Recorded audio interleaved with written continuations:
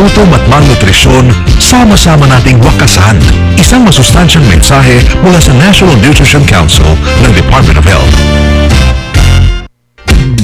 Protina ba ika mo? Opo, isda, karne, manok, itlog at sari-saring butong gulay ang kainin mo araw-araw para sapat ang iyong protina. Gutom at malnutrisyon, sama-sama nating wakasan. Isang masustansyang mensahe mula sa National Nutrition Council ng Department of Health. Sigurado ka bang malinis ang kinakain mo? E ang tubig mong iniinom? Baka magkasakit ka. Tiyaking malinis at ligtas ang pagkain at inumin para iwas sakit. Gutom at malnutrisyon, sama-sama nating wakasan. Isang masustansyang mensahe mula sa National Nutrition Council ng Department of Health. Nandito na ang programang kung saan ang kalusugan ay number 1. 21st at 22nd KBP Golden Dove Awarding for Best Radio Public Service Program. Radyo mo sa nutrisyon. Mga usaping ukol sa pangkalahatang kalusugan. Matutugunan ang inyong mga katanungan ukol sa samu-saring issue ng maayos na pangangatawan. Radyo mo sa nutrisyon. Mula ulo hanggang paa. Busog sa impormasyon. Hitig sa ekspertong kaalaman. Radyo mo sa nutrisyon. Malusog na katawan, malusog na isipan para sa produktibong mamamayan. Narito na ang inyong mga kasama sa kalusugan. National Nutrition Council Executive Director, Assistant Secretary of Health, Bernie Flores, at si Rod Marcelino. Malusog na katawan, nutrisyon ang kailangan. Malusog na isipan, nutrisyon ang kasagutan. Para sa malusog na mamamayan, gustong nutrisyon ang katuparan. Radyo mo sa nutrisyon, kabalikan niyo sa kinabukasan. Mula sa National Nutrition Council, tamang impormasyon para sa wasto. And the winner for the Best Radio Public Affairs Program, Radyo Mo sa Nutrisyon.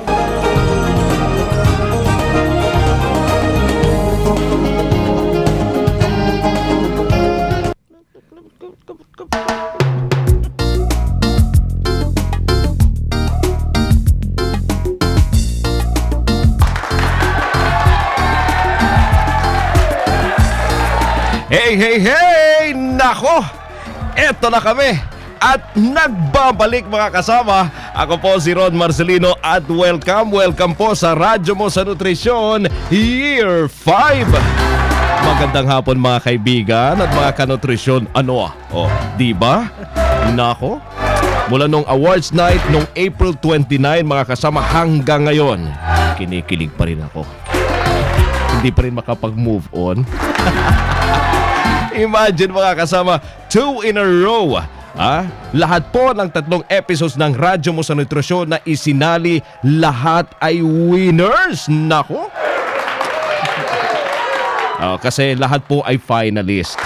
Teka, ito muna ang ating mahal at pinagmamalaki sa buong Pilipinas, ang Executive Director po ng National Nutrition Council, ang ating ninang sa nutrisyon, si Assistant Secretary of Health, Bernie Flores. Ma'am Bernie, good afternoon po and congratulations. Maraming salamat, Rod. Maraming salamat at of course, congratulations din sa'yo. Thank you po. Oo, at sa ating mga tagapakinig. At alam niyo po, excited na excited kami lahat dito sa Radyo Mo sa Nutrisyon dahil itong pagbabalik na ito ay senyales or signal na patuloy pa namin kayong mapaglilingkuran. Maraming salamat po sa inyo mga dear listeners kasi kung hindi naman kayo tumataguyod at mga loyalist na nakikinig tuwing Sabado, tanghali, ay siguro hindi mapapansin ng kapisanan ng mga broadcaster ng Pilipinas at hindi siguro sa atin na igawad yung parangal, no? Sabi nga ni Rod, 2 years in a row. O, di ba? Isa na lang, no? At Hall of Famer na tayo. Anong sabi doon? Ano mo daw? I-claim mo. I-claim mo. Ngayon pa lang i-claim na natin. Alam niyo po doon sa dalawang magkasunod na taong pagbibigay parangal sa radyo mo sa nutrisyon ng kapisanan ng mga broadcaster ng Pilipinas Golden Dove Award for Best Radio Public Service Program na pagtibay yung layunin at advokasya ng National Nutrition Council na itaguyod at tiyakin ang wastong nutrisyon at kalusugan para sa mga Pilipino. Actually, para po sa ating lahat. Oo. Tama po. At gusto rin nating magpasalamat sa lahat ng mga naging resource person natin, Ate Bernie. Oo. Salamat sa kanilang pagbabahagi po ng kanilang weekend at ng kanilang kaalaman para mapakinabangan po ng mga listener natin. At libre. Libre, oo. Libre, Rod, walang bayad, no? Ano sila ng kanilang oras. Alam niyo naman, Sabado ang ating programa. Sabado yan para yan sa yung at syempre may additional income, consultancies. Opo. Karamihan po kasi ng aming mga naging resource person ay mga clinicians. So karamihan ng kanilang mga pasyente, Sabado rin lang may oras para magpatingin. Kukunin pa natin yung oras na yun, ano? Correct, opo. Parte ng oras. Kaya maraming pong salamat sa lahat ng ating mga naging resource person. At tama rin, Rod, sa ikalimang taon ng Radyo Mo sa Nutrisyon, asahan po ninyo ang aming pagbabahagi ng mas marami pang impormasyon at kaalaman na lalo pang magpapabuti sa ating kalusugan at pamumuhay. At bilang unang episode ng Radyo Mo sa Nutrisyon, Year 5. Year 5 na. Matandaan na tayo, Rod. Tama. Kumbaga sa bata, papasok na tayo ng school, grade 1. 5 taon na. Oo. Naku. Minabuti po namin ni Rod na balikan ang mga episode ng Year 4 na naging paborito ninyo at paborito namin. Yes, Asek. Una na rin ang episode 5, Malusog na Bato, Yan ang Gusto Ko, kung saan ipinaliwanag ng ating guest resource person na si Dr. Arlene Lamban, medical specialist po ng Department of Adult Nephrology and Chairperson, 2030 National Kidney Month Committee ng National Kidney and Transplant Institute, kung paano makaiiwas po magkasakit sa bato. Depende yon sa dahilan ng pagkakasakit ng bato mo. Kung iyon ay dahil sa diabetes, Opo. kailangan kontrolin mo ang blood sugar. Kung iyon ay dahil sa alta presyon, kailangan ma-maintain mo ang iyong blood pressure na normal. Kung dahil sa infection, iiwasan mo magka-infection. So, bawal magpigil ng ihi. Inom ka ng inom ng tubig. Tapos, syempre, pag inom ka ng inom ng tubig, iihi ka din, bawal mong magpigil nga. Tapos, pangalawa is hygiene, no? And bawal yung basta-basta ka na lang nainom ng mga gamot na hindi naman pine-prescribe Yung ng self-medication. Oo. Like yung mga lumalabas na mga herbal medicines. Yun. Marami naman sa ating mga lalaking listeners, Rod, ang tumutok sa episode 6, yung prostate cancer, iwasan. Naalala mo yun? Kasi asymptomatic o walang sintomas ang prostate cancer, pero nagbigay ng warning ang ating bisitang eksperto, si Dr. Gavino N. Mercado, ang urologist and fellow ng Philippine Urological Association Incorporated and Philippine College of Surgeons. Pagka maging malala na, lumaki na po yung prostate cancer, that's the time na para ho siyang BPH din yung kanyang mga simptomas, ano ho? Katulad ng madalas maihi, lalong-lalo na sa gabi, madalas bumangon, ano ho? Yung natulog ka na, tapos gigising ka na, iihi ka ng pakonti-konti. Sa Madalas umaga, pero konti po. Opo, yun po yung ano doon, no? Hindi ho yung madalas tapos madami. Hindi po yun. Usually ho yun, madalas na pakonti-konti. Paputol-putol po ang ihi. Installment yung ihi nila. Opo. Mula nga noon, ma'am, ay nako, in-encourage ko ng mga kaibigan ko na regular na magpa-check up. Oo, dapat talaga. No? Opo, eto naman po. Tuwing makakabalita ako ng kaso ng pagkalason o food poisoning, abay nagbabalik po sa aking alaala, ma'am, ang ating episode 8, Kaligtasan sa Tahanan at Kahit Saan Man, Pagkalason, Iwasan. At ang payo nga ng ating guest expert na si Dr. Carissa Paz Diokino, na head po ng National Poison Management and Control Center sa UPPGH. Sa second hand smoke, no, ito yung Mali. Episode 8. Sorry.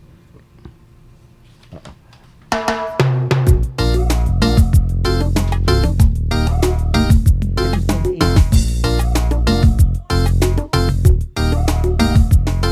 Number 4. Kaya lang, si Aquino.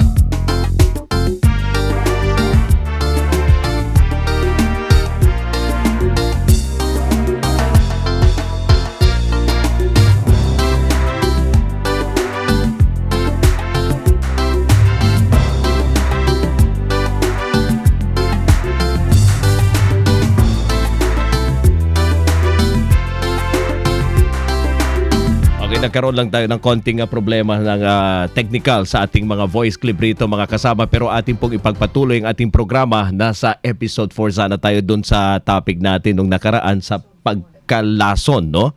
Anyway mga kasama, it's 12:46. Magbabalik po ang ating programa, ang Radyo Mo sa Nutrisyon. Radyo mo sa nutrisyon. May kilala ka bang duling, bobo, sira ulo o brain damage? Maaring may iodine deficiency disorder sila. Huwag silang gayahin. Gumamit ng iodized salt araw-araw para sa sapat na iodine sa katawan. Gutom at malnutrisyon, sama-sama nating wakasan.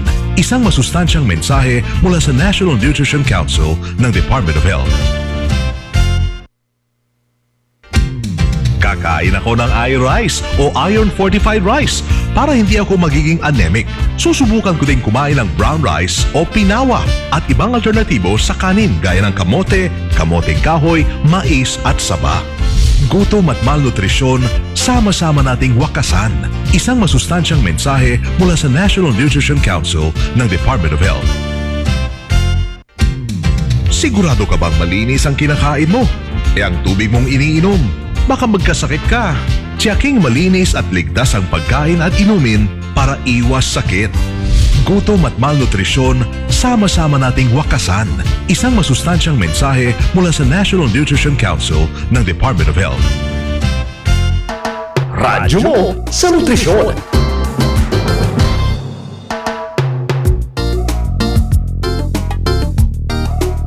Alright mga kasama, paalala mga kaibigan, kung hindi ninyo napakinggan po ang magagandang episode na ito, pwede ninyong pakinggan muli at mapanood pa ang ating episode ngayon at yung mga nakaraan. Punta lang po kayo sa Radyo Mo sa Nutrisyon channel sa youtube.com/Radyo Mo sa Nutrisyon. At pwede rin tayong maging friends sa facebook.com/Radyo Mo sa Nutrisyon o kaya i-follow nyo kami sa twitter.com/Radyo Nutrisyon. Samantala, eto na, isa sa mga inaabangan ng ating mga suki, ng ating mga kanutrisyon, ang ating text question ngayong araw. Special ito, simula po ngayong araw ay tig 100 pesos na po ang halaga ng cellphone load na premyo ng mananalo at 6 kada linggo pa rin ang ating mga winners. So, eto na po mga kasama ang tanong mula sa ating ninang ng nutrisyon. Okay, talagang pinalakas natin ng Year 5 ng Radyo Mo sa Nutrisyon, ano ha? Oo, mga Ito yung kaibigan. sinasabi natin, ma'am, special, yung pagbalik ng ating programa. Oo, mula nga po ngayong episode na to sa buong Year 5. Okay, ang special question nga natin ngayon. Anong katangian ng Radyo Mo sa Nutrisyon ang nagbibigay sa ating lahat ng magandang serbisyo publiko? Nako, napakagandang tanong. Sige po mga kasama, i-text lang po inyong sagot sa ganitong format.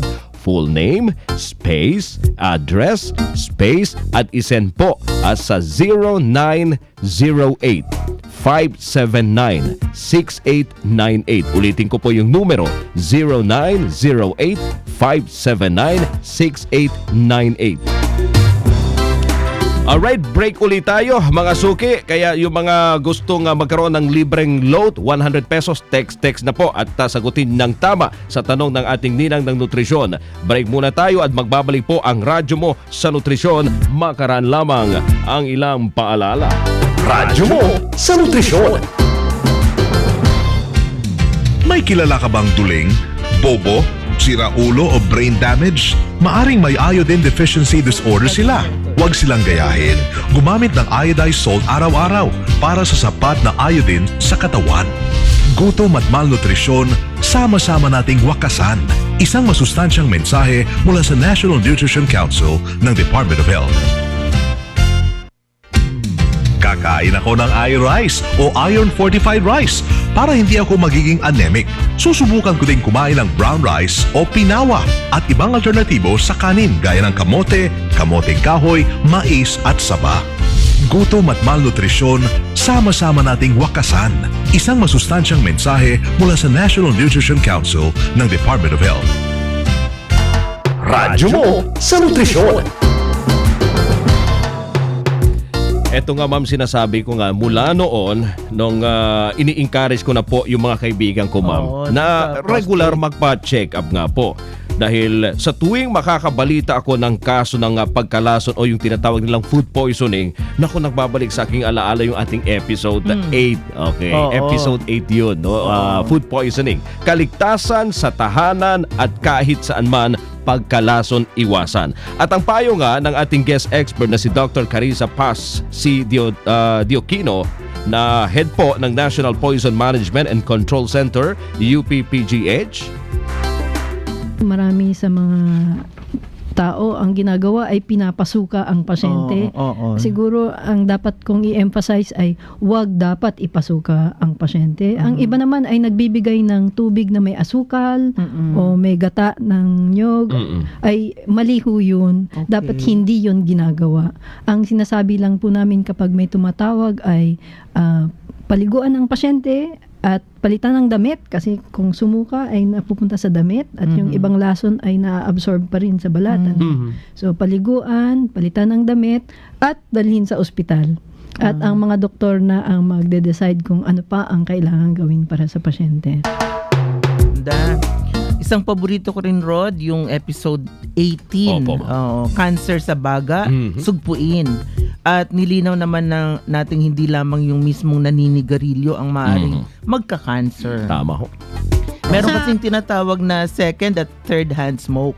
Ang sabi nga ni Dr. Maria Encarnita B. Limpin, Executive Director ng Framework Convention on Tobacco Control Alliance, Philippines. Sa second hand smoke, no, ito yung nalalanghap ng usok dahil nasa paligid ka ng isang taong nagsisigarilyo. Ang makukuha mo diyan ay cancer. Unang-unang diyan ay yung cancer sa baga at saka atake sa puso. Yung mga sakit naman na makikita natin sa bata. Kaya marami sa mga bata ngayon, pansinin mo, laging may sipon, laging may kasi ubo, yung ano dahil nila, naiirita. resistance. Yes. So, and then, Resistance. marami sa kanila nagkakaroon ng infection of the middle ear. No? Kaya nilalabasan ng luga, no? At ito lahat dahil sa exposure lang yan sa second hand smoke.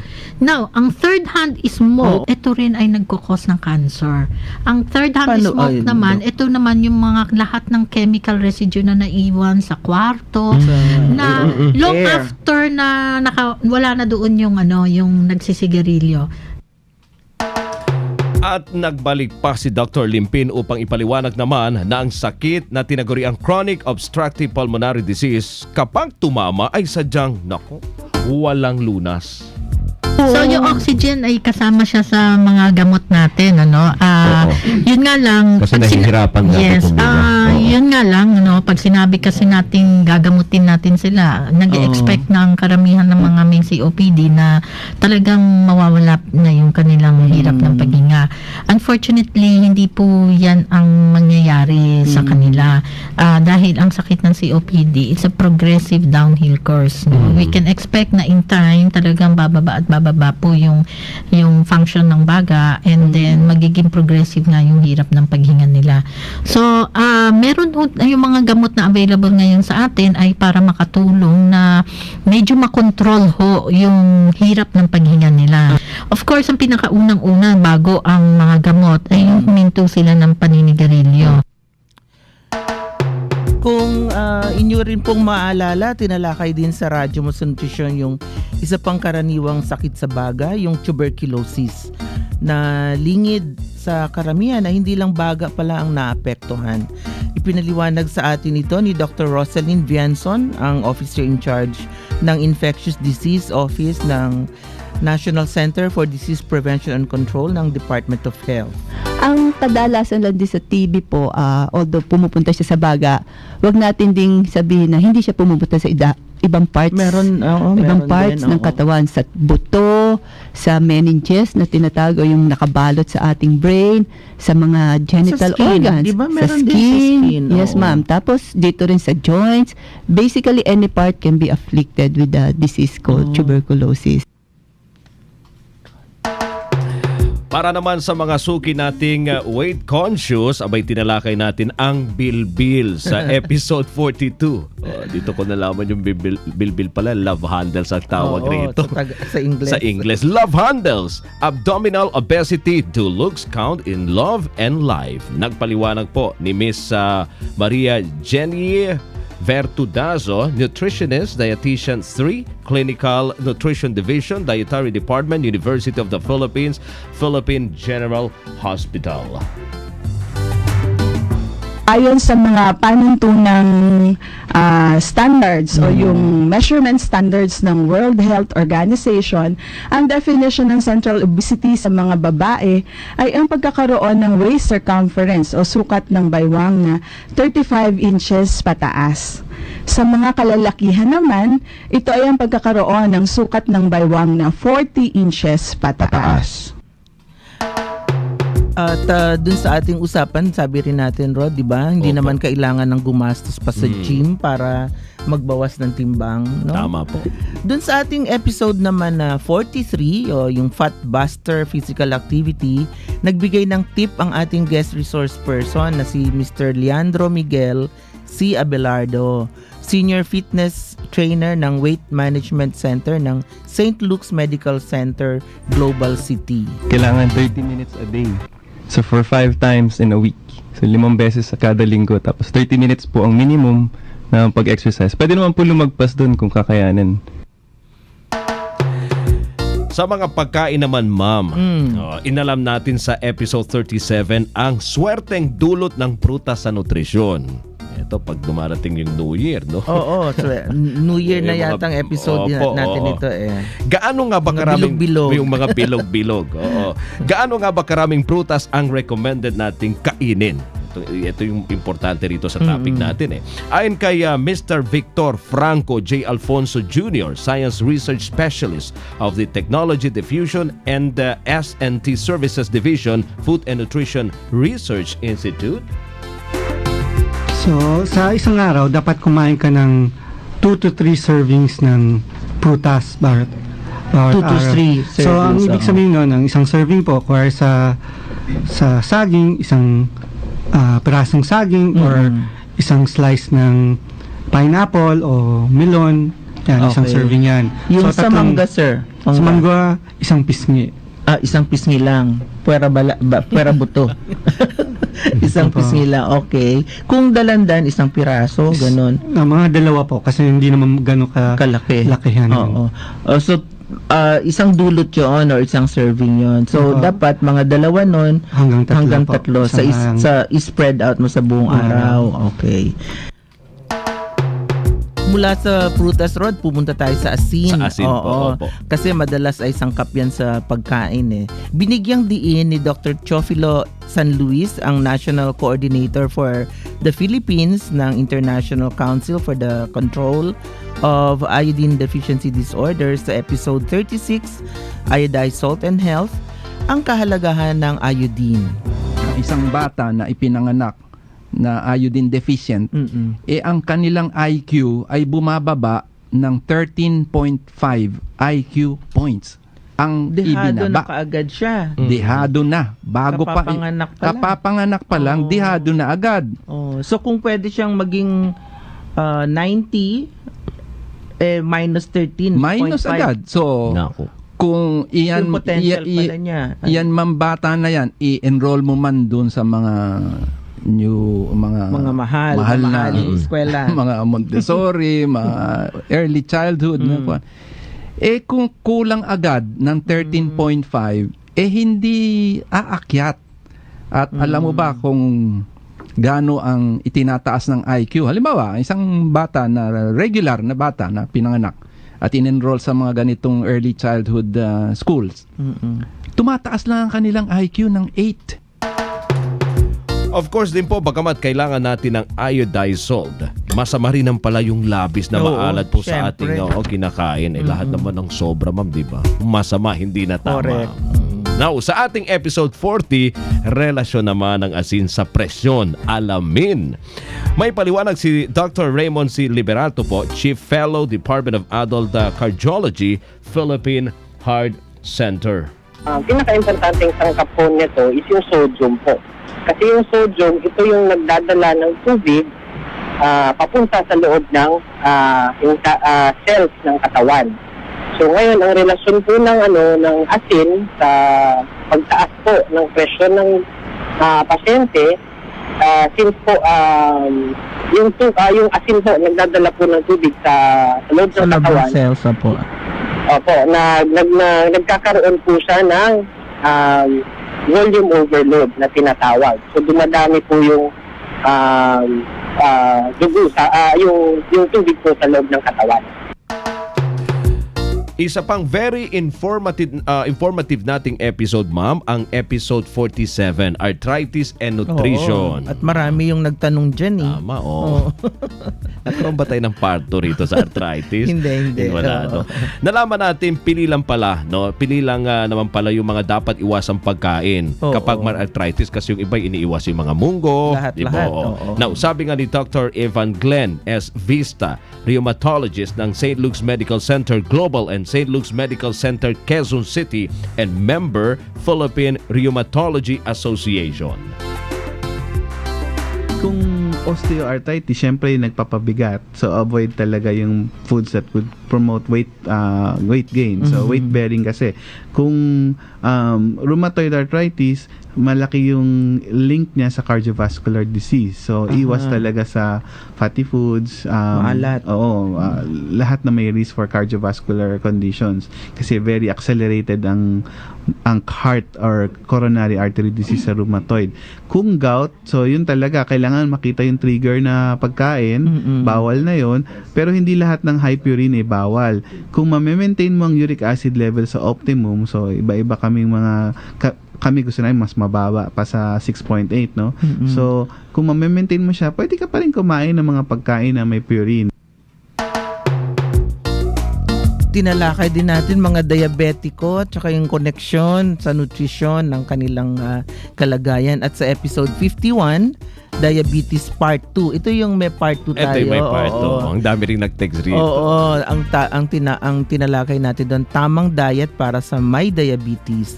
Nilinaw ni Dr. Maria Mercedes R. De La Rosa, yung president ng Philippine Association of Diabetes Educators.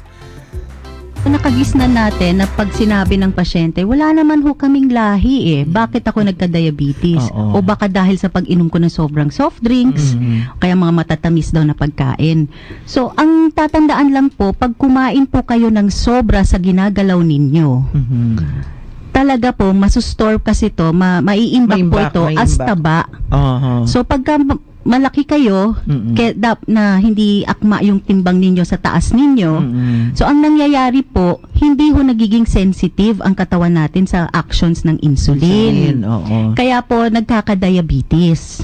So, hindi ho yun dahil sa kung anong klase, yung dami po kasi ng kinain. Tapos, hindi akma. Kasi kung mahilig kayo sa matamis, pero ang nag-e-exercise naman kayo araw-araw, parang nai-equalize siya.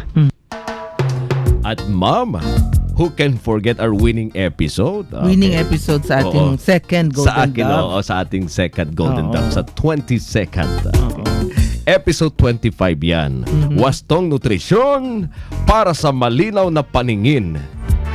Kung saan ibinahagi po ni Dr. Maria Victoria A. Rondaris, Chairperson, Sight Preservation Committee, Philippine Academy of Ophthalmology, ang mga karaniwang sanhi po ng karamdaman sa mata. Kung kunwari ang pag-uusapan natin ay cataract, no?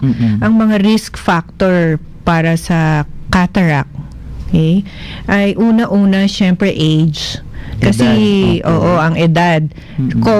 Talaga pag nagkakaedad na tayo, lahat tayo magkaka-cataract. Yun. Ang second naman, isang risk factor is yung exposure natin sa sunlight, sa UV, ultraviolet rays. Tapos isa pa is smoking. Smoking. Ang smoking is a Ayan. risk factor for development of cataract. And another one, yung age-related macular degeneration. Ayun. Isang sakit yun sa mata na kumbaga nagkakaedad, nauunang nagkaedad ang mata mo kaysa sariling edad. No? Mas mabilis siyang magkaedad ang mata kaysa sarili mong tunay na edad. Wow, talaga naman Rod. Napakaraming kaalaman sa napakaiksing oras. Pero marami pa tayong dapat ibahagi at malalamang impormasyon upang tayo maging malusog, masaya at manatiling mga produktibong mamamayan. Yan po yung misyon ng Radyo Mo sa Nutrisyon. Yes, Asik Bernie, at ito nga. Ito na po yung ating 6 na winners ng tig 100 pesos na cellphone load na unang nagbigay ng kanilang sagot sa tanong anong katangian ng Radyo Mo sa Nutrisyon ang nagbibigay sa ating lahat ng magandang serbisyo publiko. Sige daw, tingnan natin mga sagot, Rod. Sabi rito ni Joy de la Punta ng Barangay Commonwealth, Quezon City. Mapapanatili natin ang magandang kalusugan. Oy, maganda, pwede. Sa pakikinig niya. Sa pakikinig niya, opo, sa Radyo Mo sa Nutrisyon. Okay, Sabi naman ni Ruben de la Torres ng Barangay San Isidro, Montalban, Rizal, nagbibigay paalala sa pag-aalaga sa tamang kalusugan. Okay, tama. Okay. At ang sagot naman ni Magitri Fernandez ng sa Uyo Road, Novaliches, parang kaibigan na laging nandyan sa panahon ng krisis. BFF. BFF. Ba? Sandigan ng mga mahihirap laban sa sakit. Wow. Ang galing naman ang mga sagot nila. Kasi libre mga mensahe natin. Tama, mga payo ng mga expert. Tama. Dito, mayroon silang nakukuhang tamang impormasyon para, di ba, hindi sila magkaroon ng ganitong klaseng sakit. Prevention, ika nga nila. Prevention. Pero kailangan magpatingin pa rin sa specialista. Importante pa rin yung check-up. Felix Faustino naman, number 9. Tama, Felino. Tama ba ako? Felino Faustino. Number 9, Juano Dilac Street, Valenzuela City. Nagbibigay ang programa ninyo ng mga impormasyon sa mga sakit at kung paano ito maiiwasan. Tama, yan sinasabi natin, prevention. Sagot naman, ma'am, ni Vince J. Salazar ng Malabon City. Abay, nagbibigay po ng gabay sa kalusugan. Yan. Okay, pwede. At ang last winner, si Jessica Domingo from Barangay taga General Trias, Cavite. Marami kang malalaman sa sa kung paano maalagaan ang ating kalusugan. Very good. Congratulations. Maraming salamat po sa inyong pakikinig. At maraming salamat mga kaibigan sa inyong patuloy po na pagtangkilik sa Radyo Mo sa Nutrisyon. Tandaan, dito po sa Radyo Mo sa Nutrisyon, bubusugin namin kayo sa impormasyon. At sisiksikin namin kayo ng mga tip tungkol sa tamang nutrisyon. At tutulungan namin kayong iwaksi po ang mga maling gawaing kumukontra sa mabuting kalusugan. Wastong nutrisyon, impormasyon. Solusyon, positibong aksyon. Tandaan lamang po, malusog na katawan, malusog na isipan, para sa malusog na mamamayan. Ako pang inyong lingkod, Assistant Secretary of Health, Bernie Flores. At ako naman po si Rod Marcelino. Hanggang sa susunod na Sabado, kami pong inyong mga kabalikat sa kalusugan at wastong nutrisyon. Dito sa Radyo Mo sa Nutrisyon. Malusog na katawan, nutrisyon ang kailangan. Malusog na isipan, nutrisyon ang kasagutan. Para sa malusog na mamamayan, wastong nutrisyon ang katuparan.